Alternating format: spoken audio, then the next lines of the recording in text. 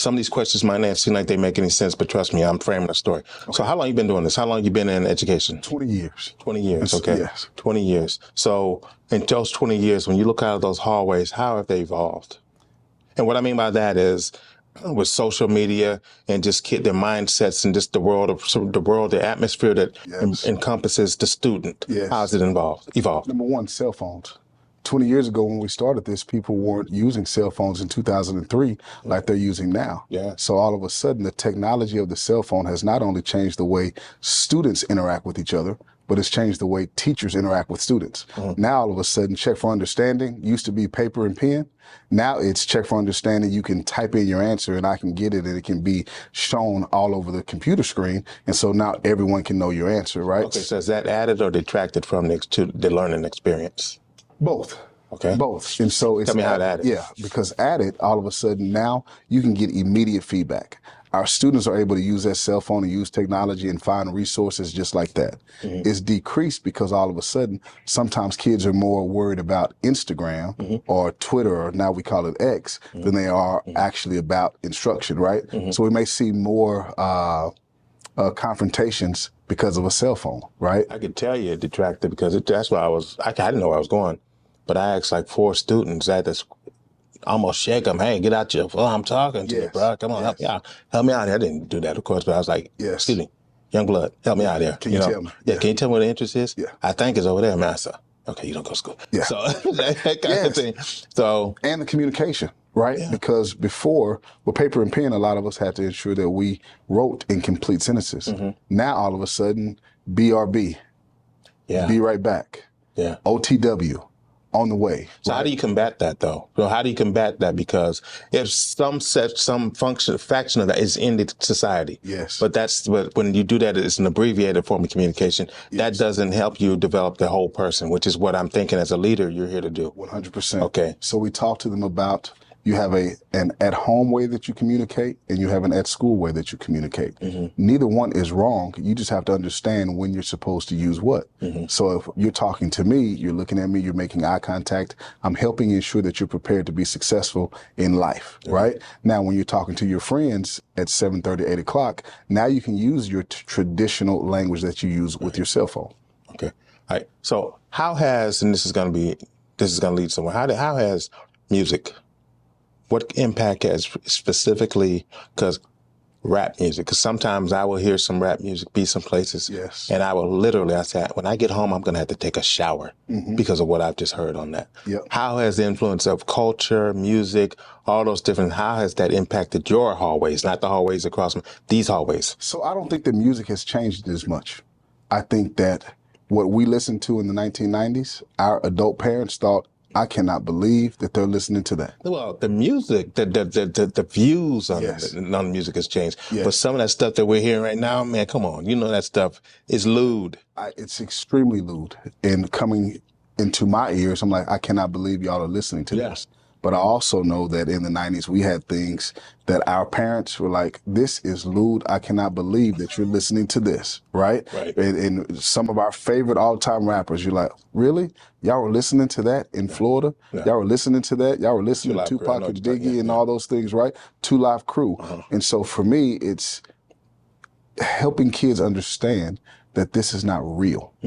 This is something that I like to call propaganda, or this is something that it's built to sell tickets, right? It's like it's like that whole commercial. The entire Be the Lamborghini part, right? But with education, it's okay, how is this going to help you grow as a person? Not to just turn our back on, okay, that music is horrible, because we know, just like when we were 17, 18 years old, we thought that our parents didn't have any idea what the music meant to me, right? See, I was different. My dad had me in there listening to Miles Davis and John Coltrane, so I never really I went to the Public Enemy contest with my friends, but only because if they knew if I was going to get back in one piece. I said, y'all was using me. He said, yeah, we were using you. Because we knew with you in the crowd, our dad and my mom was going to say they're going to get home in one piece.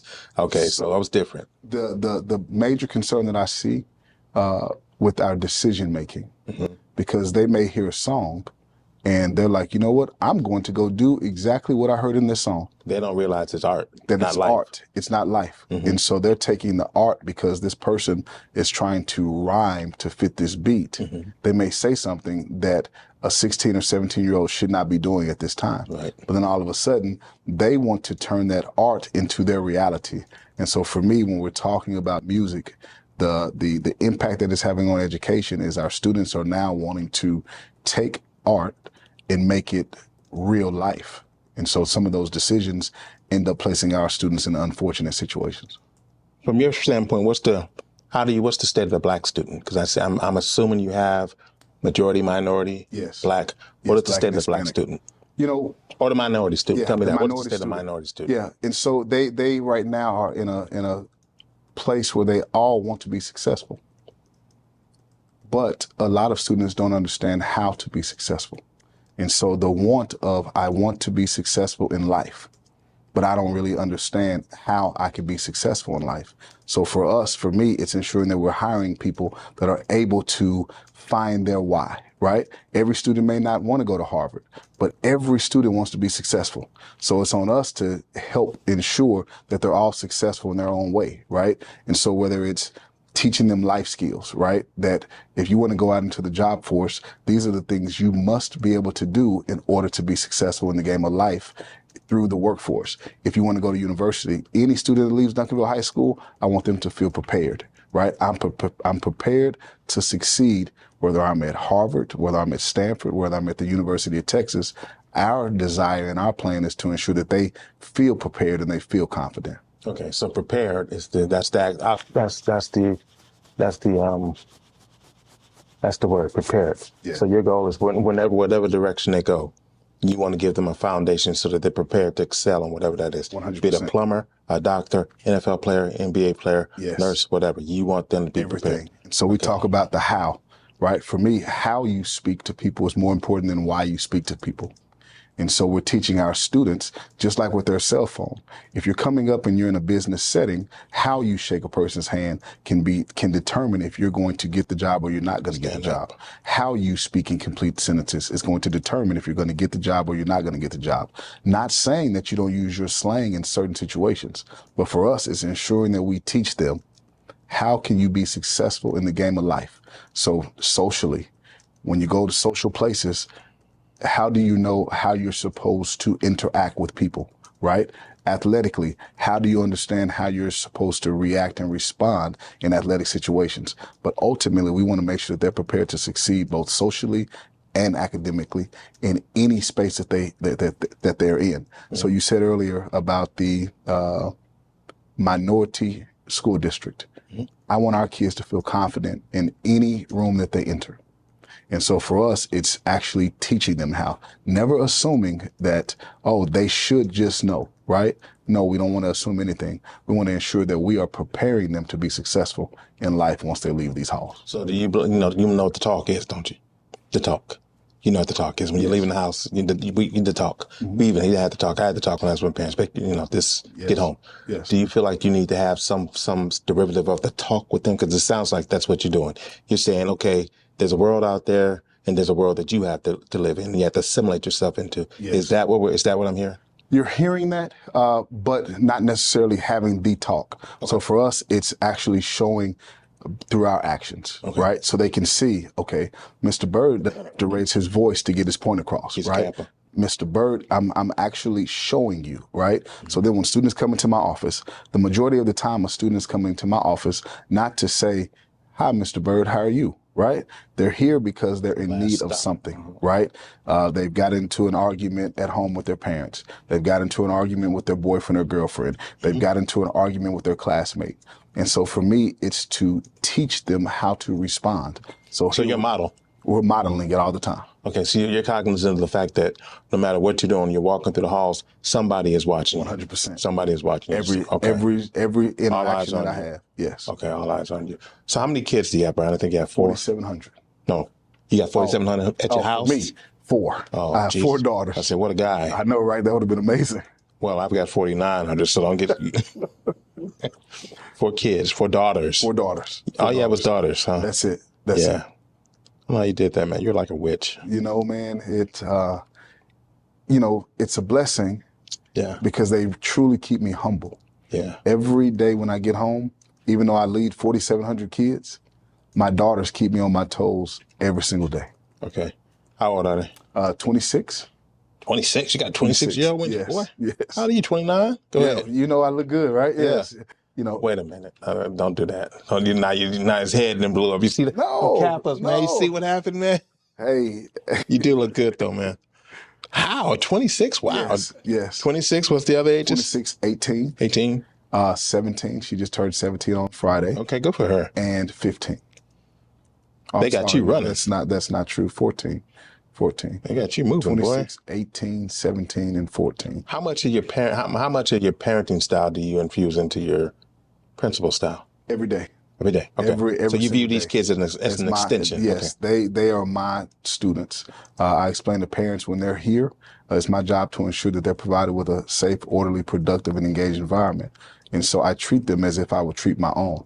How we speak to each other, while we're speaking to each other, and just the life lessons that we're teaching them. The same things that I teach my daughters, I teach our students. Okay. So this is easy. It's a seamless process. So this is who you are at home. I'm sure you're a little bit more active or whatever. You can let your guard down to some because it's daddy. Yes. Okay. But a lot of the principles, the philosophies. 100%. Okay. 100%. Okay. Cool. What are your fears for some of these kids though, man? Because this is a rough world out there. It's a different world than what we were in when we were in high school. Yes. You and I aren't that different. There's not that much of disparity in age. Right. And it was a rough way. I mean, at my school, I saw a gun once in the 4 years, but yes. I mean. Hey, that's like chapstick at some schools. I got my piece, you know what I mean? So what are some of your fears? Number one fear is that by the time they leave here, that I have not prepared them to be successful. That's cool, man. So that's the biggest fear of have I and our team prepared our students to truly succeed once they leave here.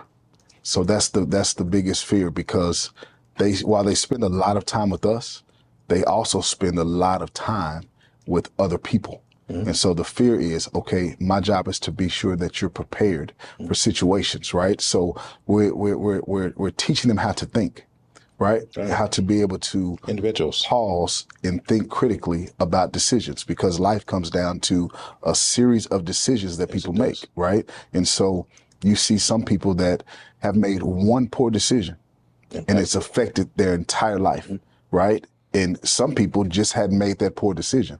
They hadn't made a lot of right decisions, but they hadn't made that poor decision that's changed their life forever. So for me, it's all about teaching them to respond and not react. Okay, hold on. So respond, not react. You taping this, right? Okay. Do you talk to them about planning? All the time. Planning. Okay, cool. You talking about planning all the time? Okay, that's cool. What is your conversation like with planning? Are you planning for your future? The reason why I asked that question is because going back to what you said, in my neighborhood, I grew up with a guy who was All-American in track and everything like that, and he was tracking to go to the Olympics. Yes. He made one fatal decision. Yep. That was 35 years ago. He's still in his mom's house. Yes. Okay, yes. So planning. So for me, when I look at him and I go home and see him, I say he didn't have a plan. Yep. It was Olympics, Texas Tech, where we went track or bust. He had no plan. Yes. So that's why I asked you what the importance of planning. Are you telling these kids, because sometimes life comes fast, because I feel like I just walked across the stage. Yep. That was over 30 years ago. Yes. Okay, so life comes fast. And my father, when I came out of high school, he sent me away to Miami. Gotcha. For a year. Gotcha. Because he didn't want me, because I could have went to Tulsa, Howard, some place like that. Yep. But he said, financial aid wasn't a sure thing. So he said, I can't let you get still. You got to go. Yes. Okay. So is that the message that you create to them? Because they think that once they graduate, some of them, the ones, they don't have a plan. Yes. They don't have a plan. And that's when they get trapped. What we have on our side is history. We've been 18, but they haven't been 42, 43, 50 years old, right? But they don't listen at 18. So we have to be able to tell them about faith. And so when I talk to our students, I just talked to a football player. He's going to SMU. Oh, cool. And so he plays safety for us. And I explained to him that you're making a multi-million-dollar decision right now. Now, the multi-million-dollar decision is not revolved around football and making it to the NFL. The multi-million-dollar decision is now you're going to have doors open for you. You're going to be in classrooms with people, with you included, that are going to be the future business leaders of downtown Dallas. So how do we ensure that when we're meeting those individuals and they're meeting me, when they understand who we are, what are they leaving with? Are they leaving with, I can partner with him and we're going to make a lot of money together. I can partner with him. And you know what? For the next 30 years, we're going to be business partners, right? And That's so good. a lot of people talk about that's the first impression, right? So you're going 20 miles up the road, Different but it's world. an entirely different world, Yeah. right? And so one, like we talked about, we're preparing you. Any room that you enter, we want you to enter with confidence.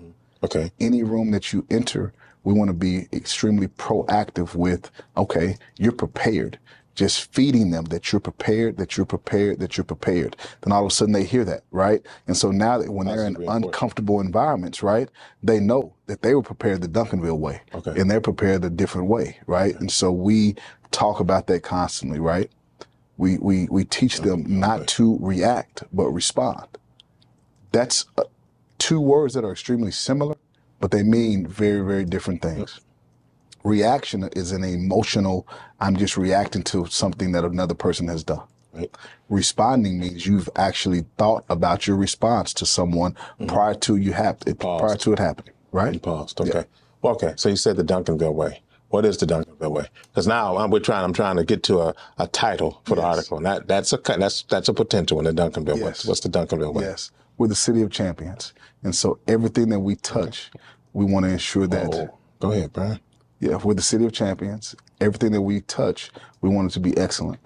How we carry ourselves, we want to carry ourselves with confidence, not cockiness, academically and socially. So we pride ourselves on academic championships and athletic championships. Okay. And so when we say the city of champions, we're just not talking about athletics.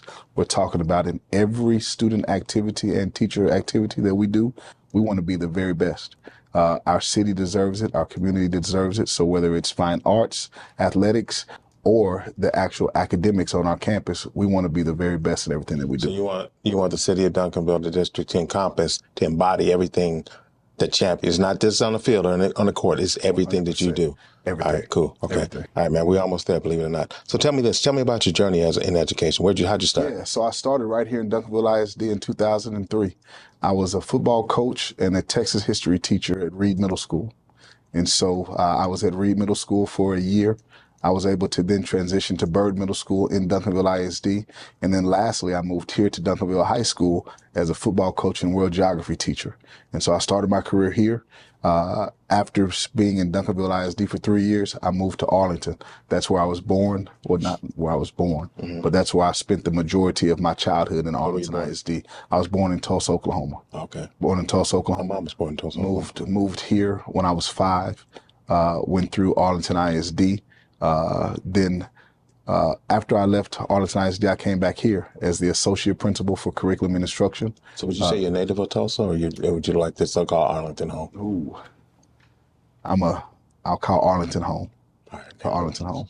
But I am a native of Tulsa, Oklahoma. Born in Tulsa, raised in Arlington. Raised in Arlington, yes. Born in Tulsa, raised in Arlington. And so after coming back here, I was at Duncanville High School for half a year, and as the associate principal of curriculum and instruction. And I got my first opportunity to lead as the principal of Reed Middle School. So when I got to Reed, it was a full circle moment, right? I started my career at Reed in the 600 hallway, and then all of a sudden I was prepared to end my career as a Reed Middle School principal. And then this previous year, during the summer, I had an opportunity to become the principal of Duncanville High School, and this is really a lifelong journey of people say, you know, where do you see yourself or where do you hope to be? This is it. I've always wanted to be the principal of the Duncanville High School. Okay. And so people say, well, what's your next step?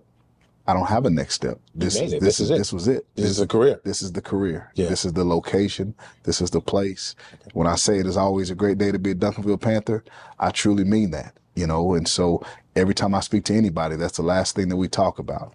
It is always a great day to be a Duncanville Panther because we're built different. Okay. All right, cool. That's another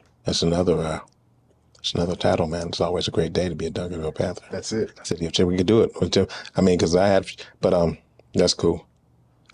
How do you feel when the student leaves the nest, like you said about your players who signed off, and they're leaving in a couple of, after the holidays, they'll be in Austin, a whole new world. That's a whole different campus, man. Boy, that's a different world. How do you feel about waving goodbye to them? Because do you get emotional? Do you say, man, I hope we gave him everything he needs, everything she needs? Do you worry? Do you still get? What do you think? I'm excited because their journey is just beginning. You know, I think as a parent, we're always hesitant. We're always concerned, have we did enough? But I also believe that we have did enough. Now, are they going to be perfect? No. But I think that when it comes down to it, they'll be able to fall back on what they've learned, not only at Duncanville High School, but just in our entire Duncanville community. And so just the excitement to see them experience new things, right? Mm-hmm. So as a person that has experienced those things, when you see a kid experience for the first time, and then you're just able to listen to them, I think it keeps us all young, right? Of, hey, I attended my first University of Texas volleyball game, mm-hmm. or I was walking on the yard for the very first time and all these things that I saw. So you want to cultivate a relationship to where they would call back and share those experiences, because those are touchstone things. 1,000%. I can still remember the first Greek show I went to. It's like, oh wow, yes, that's what we're doing, right? And so we have a saying: once a Panther, always a Panther. Okay, right? And so when they come back, we want them to know when you graduate from this high school, you're always a Duncanville Panther. And so it's extremely important for us. We want our kids to come back, right? We want our kids to go to college, be extremely successful, and then want their children to be Duncanville Panthers, right? And so that's just how we keep that community spirit of once a Panther, always a Panther, the city of champions, all of the things that we stand by and we quote all the time. We don't want it just to be a name on a shirt. We truly want it to be, you know what, I loved my experience at Duncanville High School. Okay. And so that's what I tell our seniors. We want to provide lifetime experiences. Okay. So you went to Henderson State? Yes, sir. Henderson State. You call me, sir. Come on, man. What you doing? Hey, come on, man. I don't know what you're going to cut off or cut on. Or... Man, you just blew this thing. Did you hear that? He called me, sir. He and I go back and forth on Facebook, but he called me, sir. And we're going to do it tonight. That just messed me up, bro. You got to be kidding me. You got to be kidding me. Brian, we're done, man. Are we? Oh, we're done. This, I only need a little bit. I don't need much. You're going to make it just be outstanding. He told me you were amazing. Anything that we missed, Hillary? Anything that I said that we need to ensure that we cut? Hey, and no, you know what? But I'm gonna say this to you: is there anything, because this is an article, but Brian, it's also an opportunity for you to say whatever it is you want. There's a message that you want to get across. Yes, give it to me, and I'll put it in there. No, I think we're good. You're not just saying that because you want to get home to fried chicken. No, not at all. I want to, for us, right? We want the community to know, okay, that when I say it's always a great day to be a Duncanville Panther, that's everybody in our community. Well, okay, this is the last thing. Okay. So again, you did say something about that, but give me a little bit more depth to that. It's always a great day. Why is it always a great day to be? What's so special about being a Duncanville Panther? I get it. You guys won the state championship, and I know that the extends beyond that. But what makes it so great? If I'm moving from Atlanta, Georgia, and I'm looking at houses and everywhere, and I'm over there in Highland Park, and I'm in different Arlington and Fort Worth, and you come and say, well, Mr. Piercy, maybe you should think about coming over here. We've got a great school. What makes you so good? Why would I come over here and be a Duncanville Panther? Because we are America. We are America. Okay. What I mean by that is our campus has so many different people, different socioeconomic status, different races. We have a melting pot right here in Duncanville ISD, all striving to be excellent. People move to Duncanville High School and Duncanville ISD because they want to be successful. They want to succeed, whether it's in the band, whether it's in choir, whether it's in athletics. They know that they can come here and they can receive a quality education, right? Mm-hmm. That's going to be extremely well-rounded. And like we talked about, we want our kids to be confident in any room that they walk in, mm-hmm. right? And so they could go on the East Coast. We want you to be confident to know that you're prepared, that you're truly built different, right? And so for us, we constantly are extremely positive with our students, right? We believe building up of a student, right? And so with that, when they leave these halls, we want them to know in their mind and their heart, I'm prepared to succeed. So we talk about it. We want you to be prepared to succeed in the game of life. So people say, what does that even mean? Life is truly a game. So we want you to succeed socially That's the first step. We want you to feel comfortable walking into any room.